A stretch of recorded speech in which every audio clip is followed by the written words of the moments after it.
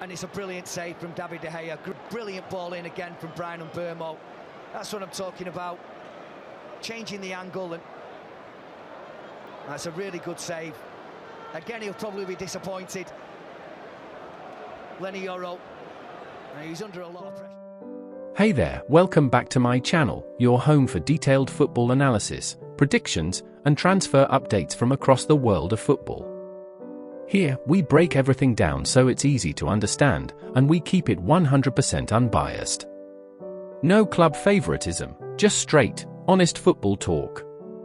So, if you haven't already hit that subscribe button, please make sure you do subscribe to our channel to join our growing community of passionate fans. Now, let's dive into our post-match analysis of Manchester United versus Fiorentina, United's final pre-season match before the Premier League kicks off. And trust me, there's plenty to unpack.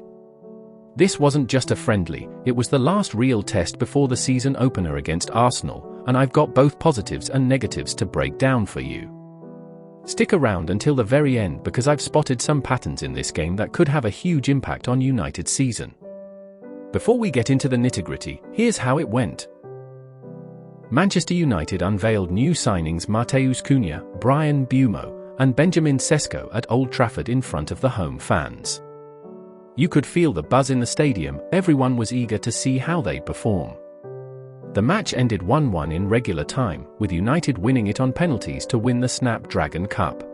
The game started brightly, especially down the right-hand side, where Diallo and Mbuemo linked up well to cause Fiorentina some real problems.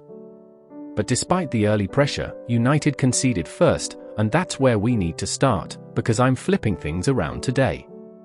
Normally I begin with the positives, but in this case, we have to address the negatives first. Why? Because this is the last pre-season game, and if these issues aren't fixed now, they could haunt United in the opening weeks. Let's talk about the set-piece problem. This is not new, it's been an issue for a long time. United have conceded far too many goals from set pieces, and today's opener came exactly that way. The defending is sloppy, players get left unmarked, and often there's one opponent completely free for a header. At this level, that's unacceptable. Next, wide area defending. United struggle to stop crosses from wide positions, and this formation makes it even harder. With wing-backs pushing high, they often get caught on the counter. If they're slow to track back, or simply too tired late in the game, it leaves huge gaps. On the right, especially, it's an issue, because Ahmad is a winger by nature, not a defender. Interestingly, he looked much better after Mbuemo went off and Diallo came in, which pushed Ahmad higher up the pitch. That's something the coaching staff will need to think about, how to get the best out of both players while keeping the defensive shape intact. Final third passing is another concern. United struggled to find the killer pass inside the box. Credit to Fiorentina's defense, but in the Premier League, they'll face even tougher backlines. If they can't unlock those defenses, it'll cost them points. Decision-making and precision in the final third must improve. Alright, now let's flip it over to the positives, and there were plenty. First up, Bruno Fernandes.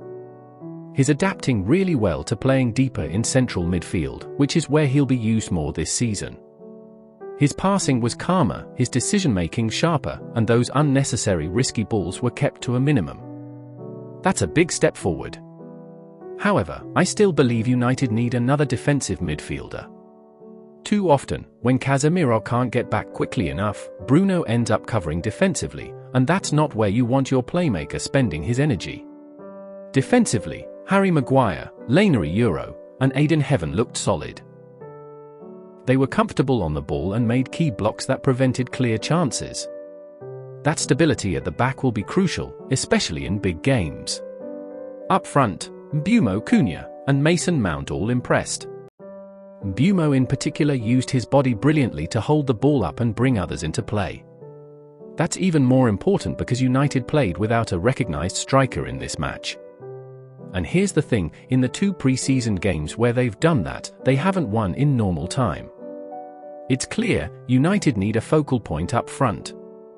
Even if it's Højlund, having a target man allows the 2 number 10s to play their natural game, rather than dropping deep to act as strikers.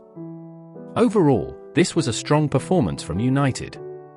They dominated possession, created plenty of chances, and showed glimpses of a team ready to compete. But there's no doubt, there's still work to do. Set-piece defending, wide coverage, and sharper final third passing have to be priorities before the season kicks off. So, those are my takeaways from Manchester United's final pre-season test. What do you think? Are they ready for Arsenal on opening day, or do you still see gaps that need fixing? Let us know in the comment section. If you enjoyed this breakdown, hit the like button, subscribe, and join our community for more in-depth match analysis, tactical breakdowns, and transfer updates. The season's about to start, and trust me, you won't want to miss what's coming next.